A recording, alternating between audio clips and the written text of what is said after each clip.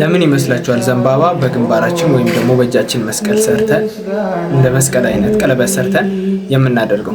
አራት ነገሮችን እነግራችኋለሁ። ዘንባባ በቀላሉ ቅድም እንዳሳየዋችሁ በእሳት አይበላም እና ይሄ ደግሞ ምን ማለታችን ነው? ጌታችን መድኃኒታችን ኢየሱስ ክርስቶስ መለኮታዊ ባህሪው በእኛ አቅም በቀላሉ በእኛ አቅም ሊመረመር የማይችል ነው። አንተ ካልገለጽክልን በስተቀር መለኮታዊ ባህሪ ሊመረመር አይችልም ስንል ነው። ሲቀጥል ደግሞ ዘንባባ ከደረቀ እንኳን እንደገና የመለምለም ተስፋ አለው።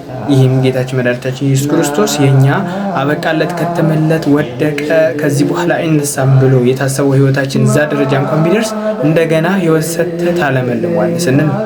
እንደገና ደግሞ ካያችሁት የሾህነት ባህሪ አለ። ይህ ደግሞ የሾህነት ባህሪ የድል አድራጊነት ባህሪ ነው።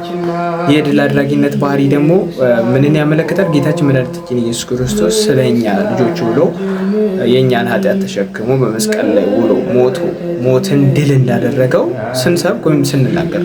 በመጨረሻ አራተኛው ደግሞ ዘንባባ የንጹህ ወይም የደስታ ምልክት ነው። ይህም ጌታችን መድኃኒታችን ኢየሱስ ክርስቶስ ለእኛ ደስታችን ነህ፣ ብርሃናችን ነህ ብለን ስንሰብክ ነው። ሰላም ቆዩ።